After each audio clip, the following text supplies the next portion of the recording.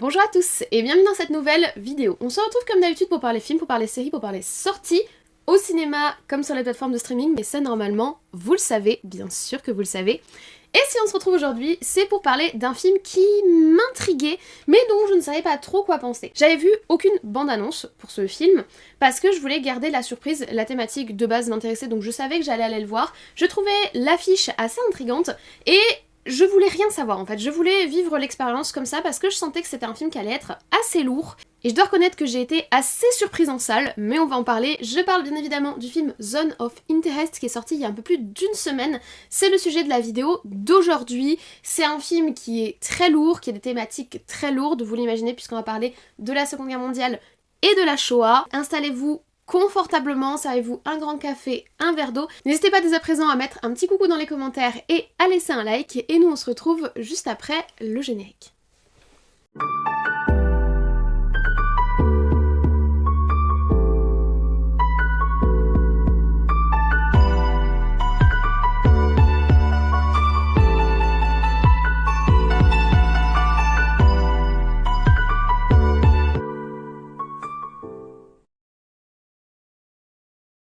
Alors, Zone of Interest, donc la zone d'intérêt, si on traduit le titre, est un film de 1h46, qui est sorti le 31 janvier 2024 dans nos salles et qui est distribué par le très fameux studio A24. C'est un studio que j'apprécie énormément, on en parle souvent sur la chaîne. Ils ont une sélection de films et ils distribuent des films qui sont vraiment toujours très intéressants et je leur fais de plus en plus confiance, c'est-à-dire quand je vois que c'est eux qui distribuent un film, ça me donne un argument supplémentaire pour aller le découvrir. Mais là, honnêtement, j'avais pas besoin de savoir que c'était le studio A24 qui distribuait ce film pour être intriguée, puisque c'est un film qui va aborder la thématique de la Shoah avec un angle assez différent de ce que tous les films précédents ont pu proposer sur les horreurs de la Seconde Guerre mondiale. Le film est réalisé par Jonathan Blazer, que je ne connais pas du tout. Alors il a réalisé de nombreux films avant celui-ci, mais je me suis jamais intéressée, jamais été attirée par sa filmographie. Parmi ses films précédents, on peut citer en 2013 le film Under the Skin, en 2004 le film Birth, ou encore en 2000 le film Sexy Beast. Donc, et en faisant mes petites recherches et en essayant de me renseigner un petit peu sur son travail, puisque je n'avais encore jamais entendu parler de lui, j'ai rapidement compris que ce qui l'intéressait en fait dans sa filmographie, c'était les personnages un petit peu torturés, désespérés voire aliénés, qui lui permettent de construire une esthétique assez particulière pour ses films et de travailler également énormément avec la bande sonore qui permet d'avoir des perceptions différentes entre ce que voit le personnage et ce que l'on voit et ce que l'on entend, ce qui permet un petit peu de caractériser cette aliénation qui semble intéresser dans ses films. Vous allez voir que cette façon de travailler qui est un petit peu propre à son cinéma et qui semble faire partie de son identité en tant que auteur et en tant qu'artiste, on la retrouve vraiment dans Zone of Interest puisqu'il va s'intéresser dans ce film au commandant de Auschwitz, donc le plus grand camp d'extermination nazi, Rudolf Höss, et à sa famille qui vivait juste à côté du camp. Et il va pas du tout s'intéresser en fait aux horreurs qui se passent dans le camp, non, il va s'intéresser à l'aliénation morale et au mode de vie de cette famille qui vit à côté de l'horreur la plus absolue. Comment s'organise en fait cette vie quotidienne qu'il se représente comme idyllique dans le film, cette aliénation quotidienne que vit la famille de Rudolf Höss en les suivant dans leur quotidien, leurs petites pique-niques, leurs sorties en famille, leurs loisirs, la petite histoire du soir, et ce jusqu'à la mutation de Rudolf Höss, reconnaissance particulière du régime nazi qui lui est donné pour son travail et quelles conséquences ça va avoir sur la parfaite petite vie de la famille Höss. Donc Rudolf Höss, c'est une figure majeure du régime nazi, je vais pas tout recontextualiser, je pense qu'il n'y a pas besoin de réexpliquer les horreurs de la Shoah ici, en tout cas je l'espère, mais ce qui est particulier donc avec Rudolf Höss, c'est que ça a été le commandant du camp d'Auschwitz et il a été reconnu pour sa très bonne gestion et sa grande créativité et les apports majeurs qu'il a apportés dans tout le processus d'extermination du génocide juif par le régime nazi. Donc c'est vraiment un personnage qui est profondément malsain et profondément déstabilisant en fait, et je trouve ça très intéressant de choisir de faire un film sur lui,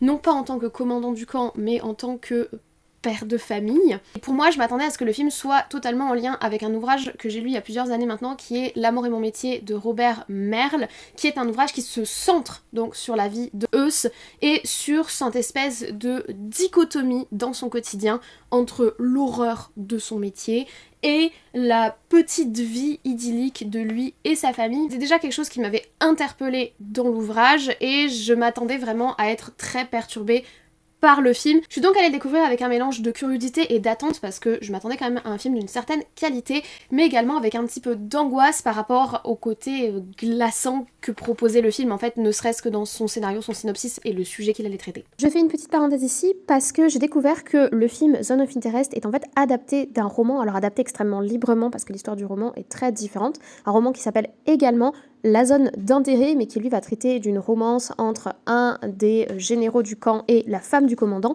On y retrouve le personnage de Rudolf Höss, mais pas du tout de la même façon que le film, mais le film s'est quand même inspiré de ce roman pour construire son intrigue. Alors on va dès à présent rentrer dans le vif du sujet, et vous savez, j'aime commencer par la forme. On va donc parler de la photographie, de l'image et de la construction visuelle dans le film, et ça a été une très agréable surprise dans le sens où la construction visuelle est vraiment extrêmement intéressante et il y a une réelle esthétique, il y a un réel travail esthétique qui est très intéressant, je trouve, sur ce film. Le film ne se concentre que sur la famille Höss, on ne voit jamais réellement le camp, on ne voit jamais réellement ces horreurs, on les aborde de d'autres façons, mais visuellement on ne les voit pas. Mais il y a énormément de hors-champ, il y a énormément de choses qui se passent en dehors de l'image et qu'on a l'impression de percevoir dans l'image. C'est d'une intelligence et d'une finesse, du coup, dans la façon dont les angles sont choisis. Par exemple, quand on est dans le jardin des Höss, on voit très bien le mur du camp, c'est-à-dire il y a le camp d'Auschwitz, on voit les bureaux administratifs de Auschwitz et ils sont juste là, ils habitent de l'autre côté du mur. Le mur est constamment là, on le voit constamment à l'image, il nous sépare entre guillemets de l'horreur, il nous bouche la vue et il nous empêchera durant tout le film de voir l'horreur nazie, mais elle est constamment présente parce que la fumée des fours crématoires est constamment présente dans le film, parce que la lumière des flammes du four crématoire est constamment présente dans le film, parce que le mur est constamment présent dans le film. D'une certaine manière, en nous montrant ces scènes d'un quotidien presque ennuyeux, presque inintéressant, le film attire plus notre œil vers ce qu'il ne nous montre pas ou ce qu'on entrevoit. On va avoir un grand plan sur le jardin avec toutes les fleurs et la piscine et le machin, et en fait tout ce qu'on regarde, en tout cas moi, tout ce qui m'obnubilait, c'était ce qu'on essayait de ne pas nous montrer. C'est très intéressant parce que le film nous montre quelque chose pour nous pousser à en regarder une autre. Je trouve ça mais d'une intelligence, et ça dure durant toute la durée du film, durant les 1h46 de film. Et au-delà de cette petite originalité, c'est cette pertinence d'attirer notre œil sur ce qu'on ne nous montre pas, le film est bien construit. On a un sentiment de décor un petit peu de théâtre, parce qu'en fait toute leur vie est une mise en scène, et l'image le montre bien, la façon dont la caméra le montre bien, ce côté mise en scène, ce côté représentation qu'a toute cette famille qui est complètement aliénée par son idéologie et qui est comme une sorte de petit théâtre de l'idéologie parfaite qu'a créé Hitler pour eux. La façon dont on les regarde, il y a vraiment ce côté théâtral. Le film insiste d'ailleurs de façon assez intéressante sur les petites mains qui font tourner ce théâtre, c'est-à-dire comme les machinistes qui sont derrière pour nettoyer la tache de sang ou faire oublier la fumée et entretenir le petit paradis du jardin. C'est très marrant comment il le montre, parce qu'on dirait vraiment les machinistes qui sont derrière pour faire en sorte que la scène continue de tourner, quoi. Mais en plus de ça, la façon dont la caméra regarde ces environnements qui font très artificiels, c'est particulièrement intéressant. Je pense par exemple aux angles de caméra qui sont choisis quand on est dans la maison, que ce soit au niveau des couloirs ou au niveau des chambres. On a l'impression que la caméra est plus une caméra de surveillance qu'une caméra qui est réellement là pour nous faire vivre l'action. On documente ces gens, le film documente ces gens, il documente leur quotidien aliéné et pseudo-parfait, tout en chaque moment qu'il le peut nous rappeler que ce qui est intéressant, ce n'est pas ce qu'il nous montre, mais ce qui est hors champ et ce qu'on essaye de nous faire oublier. Tous les moments de vie de ces gens sont grotesques. Ils sont grotesques parce que nous, spectateurs, on a juste conscience de ce qu'il y a derrière le mur. Le moment où les enfants sont en train de rire dans la piscine et ils sont là, ils prennent leur petite collation, ils font leur petit pique-nique. Toi, tout ce que tu penses en tant que spectateur, parce que tu as conscience de la situation, en tout cas j'espère que les spectateurs qui vont voir ce film ont conscience de la situation, sinon à mon avis ils n'ont rien compris au film et ils l'ont trouvé particulièrement et profondément ennuyeux, parce qu'effectivement c'est juste le petit quotidien d'une famille un peu pas très intéressante. Le spectateur qui a conscience de ce qui se passe, je l'espère, lui tout ce qu'il voit c'est l'aspect grotesque, ridicule et obscène de toutes les situations. En plus, on a ce décor typique de l'idéalisation totalitaire des années 30-40, ces environnements qui ont une espèce de froideur, cette maison n'est pas chaleureuse, les chambres des enfants ne sont pas chaleureuses, la vie de famille n'est pas chaleureuse parce qu'il y a cette froideur totalitaire qu'on retrouve totalement dans l'esthétique, que ce soit l'esthétique du régime nazi ou l'esthétique du régime stalinien, ce côté très contrôlé, calibré en fait qu'on a dans tout l'environnement dans lequel ils évoluent et qu'on retrouve extrêmement bien l'image avec cette théâtralisation et surtout, je me répète, ce hors-champ qui est d'une pertinence, c'est vraiment très bien construit. Et point que j'ai oublié d'évoquer au moment où j'ai enregistré la vidéo, mais qui est important aussi, même s'il est relativement secondaire dans la construction de l'image, en plus du hors-champ qui est extrêmement important, il y a également un négatif de l'image qui est proposé par le film, qui est rigoureusement et totalement en négatif, hein, les couleurs sont des couleurs en négatif, qui est très intéressant parce que ça nous montre aussi le négatif, ce qu'on essaie de nous cacher là encore de la même façon que le hors-champ nous cache tout ce qui se passe en réalité dans le camp. On nous montre aussi ce que cette famille refuse de voir, qui est en négatif du choix que eux ont fait pour leur mode de vie. J'ai été moins convaincue, j'ai trouvé ça plus expérimental visuellement, mais au niveau de la symbolique qui est faite par le réalisateur, c'est très intéressant aussi. Et en plus, cette construction visuelle-là va de pair avec l'élément majeur et finalement l'élément le plus important du film, qui est sa bande sonore.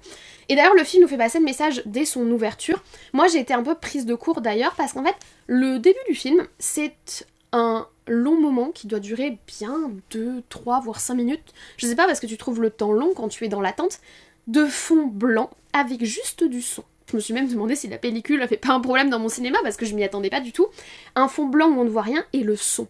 Et en fait, par ces 5 minutes de début, ces 5 minutes d'attente, le film nous dit: écoute ma bande sonore, parce que tout est dans la bande sonore. Tu vois ce hors-champ que tu ne vas pas voir, que tu vas essayer de deviner dans chaque plan de mon film, et ben en fait, ce hors-champ, il est dans le son. On a beau mettre des murs et des paravents pour ne pas voir le réel, tu vas l'entendre le réel, parce qu'au bout d'un moment, les cris d'horreur, les cris de souffrance, le bruit du four crématoire, le bruit des coups de feu, tu ne peux pas faire semblant qu'il n'existe pas. Malgré tout le théâtre d'aliénation dans lequel vivent ces gens, ces bruits sont constamment autour d'eux et ils vont être constamment autour de nous dans le film.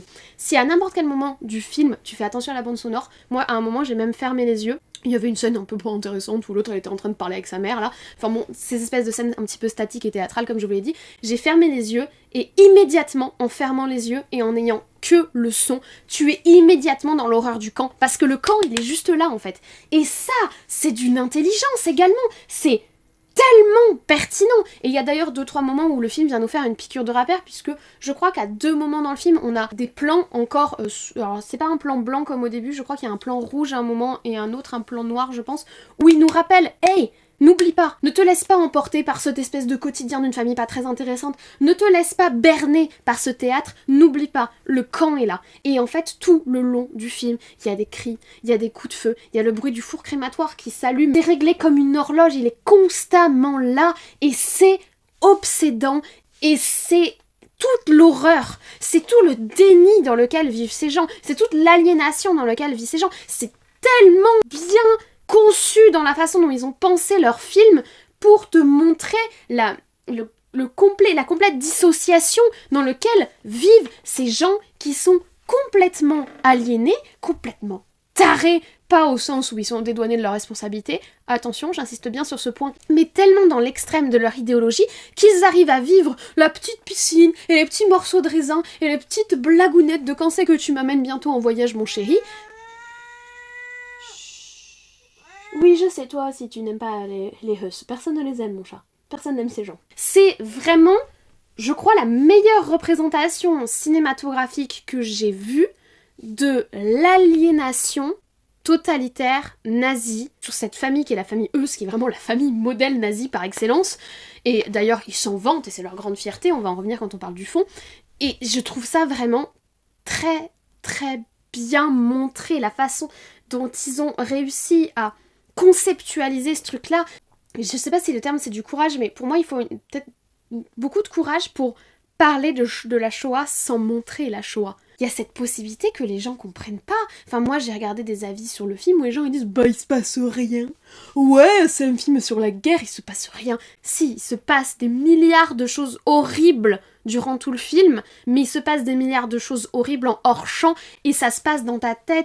Tu le vis encore plus douloureusement en sachant ce qui se passe et en sachant que ces gens vivent sans vouloir le voir. Enfin vraiment, c'est sur la forme, c'est vraiment très bien fait, et on va passer au fond parce qu'il y a aussi de quoi dire. Donc au niveau du fond, faut parler du rythme, et comme j'ai commencé à vous le dire en vous parlant de ces gens qui ne comprendraient pas le contexte sous-jacent, le rythme est très lent parce que en fait c'est une sorte de biographie familiale, pas très hypante et pas très excitante, hein, voilà, ils ont une vie pas particulièrement intéressante, les petites discussions entre femmes de nazis dans la cuisine, les domestiques qui se font engueuler, les sorties dans le jardin, l'entretien des patates et la petite piscine et les sorties en barcasse, enfin vraiment c'est un quotidien pas très enjaillant, et oui, dans l'absolu, effectivement, il ne se passe pas grand-chose dans le film. Mais en fait, il se passe énormément de choses, c'est toi qui construit cette histoire qui se passe en filigrane derrière.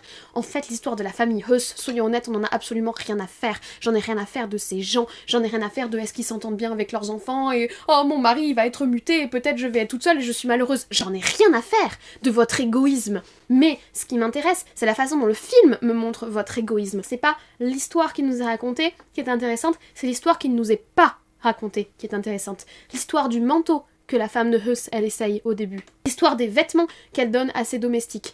L'histoire des coups de feu qu'on entend. Ce moment, le seul moment du film où des membres de la famille Huss prennent conscience de leur environnement, plutôt un membre rapporté de la famille Huss, ce moment en pleine nuit, ce moment-là, il est tellement fort dans le film, parce que c'est le moment où l'histoire qui ne nous est pas racontée durant tout le film, et qui est l'histoire principale en fait, rencontre le quotidien merdique de cette famille merdique, et ce moment-là il est tellement fort, et il est coupé immédiatement dans l'œuf, parce que le déni, parce que l'aliénation, parce que ça ne peut pas exister dans notre petit paradis parfait, c'est vraiment très intelligent. Maintenant, oui, au niveau du rythme, c'est super lent, on s'en fiche que ce soit lent, parce que moi, j'avais les tripes contractées, et j'ai été extrêmement mal, et j'ai vraiment vécu dans ma chair ce film, parce que cette famille m'énervait, parce que leur déni m'énervait, parce que la souffrance qui les entoure, qui font semblant de ne pas voir, parce que le sang sur les bottes qui est nettoyé en toute discrétion pour faire comme si ça n'existait pas, tout ça, ça me mettait dans une souffrance et dans une rage.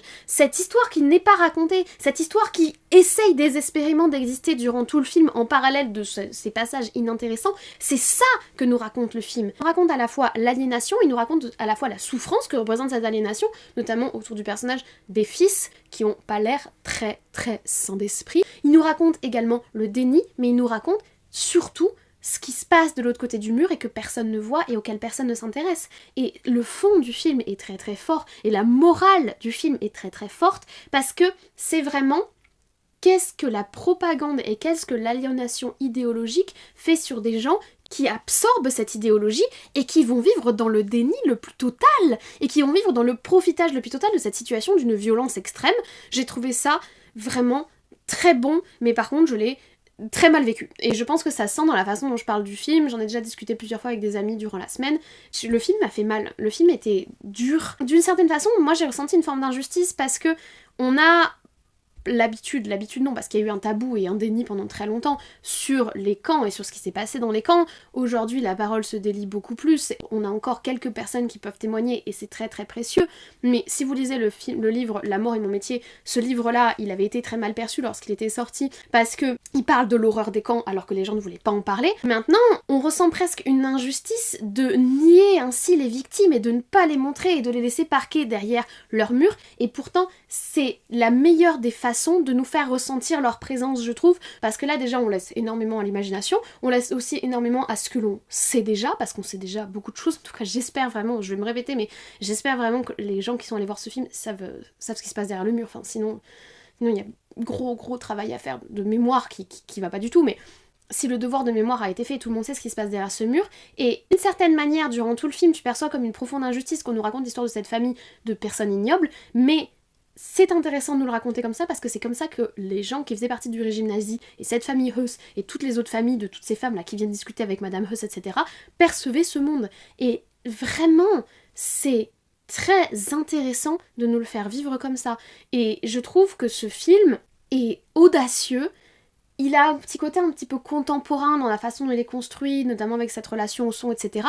Mais je trouve que c'est la meilleure façon qu'ils avaient à disposition. Enfin, j'y aurais pas pensé moi-même, mais en voyant le film et en sortant du film, je me suis dit, là, j'ai vraiment perçu l'horreur nazie, là, j'ai vraiment perçu la perdition intellectuelle et humaine dans laquelle étaient ces gens.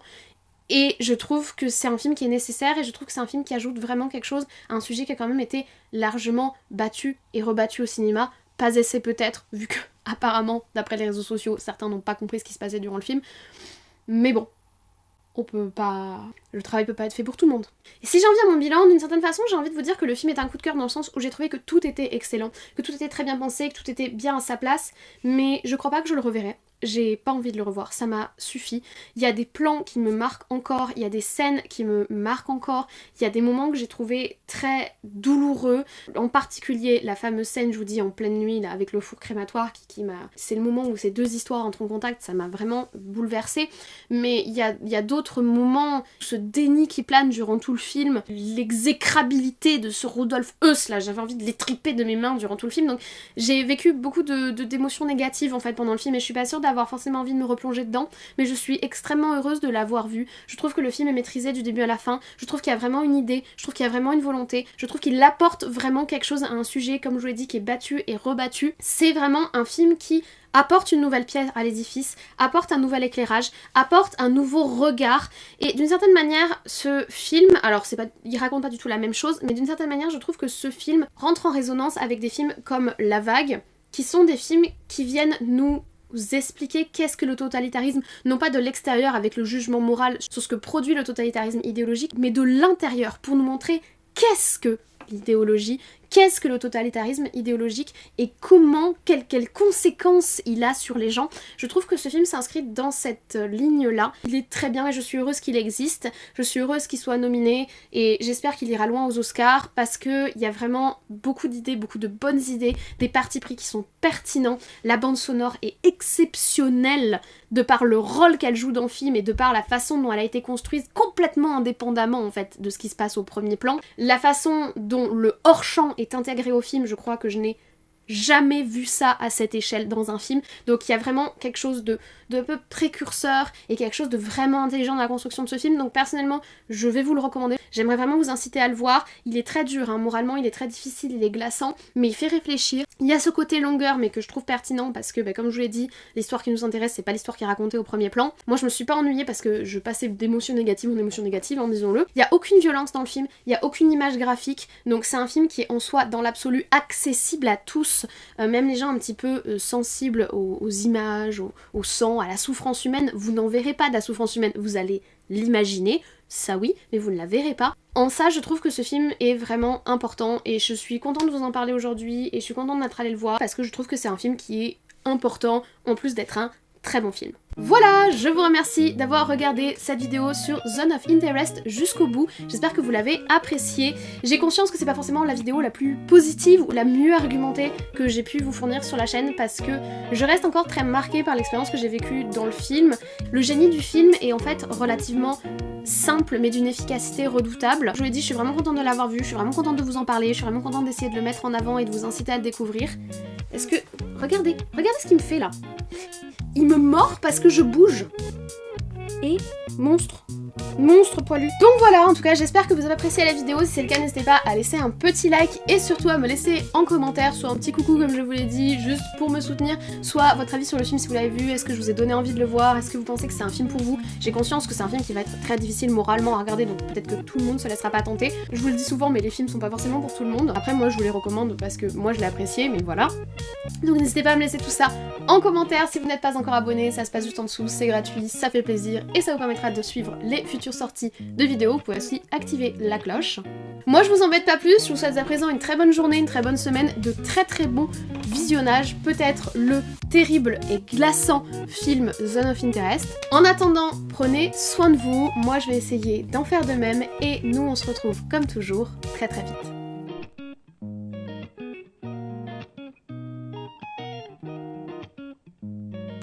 Bonjour, regardez qui est là, qui est venu faire le petit câlin. Coucou mon poilu. T'apparais beaucoup dans les vidéos en ce moment. Oui. Mais je vais devoir te virer parce que tu prends trop de place. Et que surtout, il m'enfonce ses griffes dans le genou et comme quand je parle, je bouge, ça l'embête. Du coup, il s'accroche et je vous cache pas que c'est un petit peu douloureux quand même. Coucou bébé. Je me suis fait un petit café. Et j'ai un mug transparent, donc cette fois-ci vous pouvez pas dire que je fais semblant de boire du café. Et je suis trop fière de moi parce que j'ai réussi presque à avoir les 3 couches. Donc la couche café au lait, la couche café classique. Et en gros c'est comme un latte. Voilà, comme un latte au café. Donc je suis très contente. Donc si tu valides. Et en plus on a un petit peu d'ASMR mousse de lait. Attendez, je vous fais écouter ça. On aime bien, on aime bien, on aime bien. Bref, on se retrouve en toute chillitude, nous sommes samedi matin et j'espère filmer 2 vidéos ce matin. On va parler d'un film dont j'avais vraiment hâte de vous parler, qui est un film assez dur, assez compliqué, mais très bon, puisqu'on parle de Zone of Interest, mais ça vous le savez. Et j'aimerais bien vous parler également de Iron Claw, que j'ai vu il y a pas longtemps, et vous filmer également 2 mini-avis sur May December et potentiellement sur Argyle aussi, puisqu'on y a eu beaucoup d'actualités la semaine dernière, donc j'ai pas mal de choses dont j'ai envie de vous parler, et peut-être aussi que je vous ferai un avis rapide sur l'épisode 4 de Masters of the Air. Donc on a beaucoup de choses à se dire aujourd'hui, mais on commence par Zone of Interest. Pas forcément très agréable à vivre, mais bon, je vous ai déjà tout développé, donc je l'ai pas encore fait, mais je vais le faire. Je suis un peu à 2 tensions ce matin, dis donc. Mais c'est pas grave, on va y aller, on est parti. Voilà, Sirius s'en va parce qu'il en a marre que je bouge. On y va, on est parti, let's go. Ils vivent toutes ces petites choses, tous ces petits trucs du quotidien, il lit l'histoire du soir à ses filles, alors qu'on entend les hurlements des gens qui sont en train de mourir. On l'entend, on est complètement entouré par ce son. Oui, mon doudou. Les profs ont toujours... perdu dans mon discours.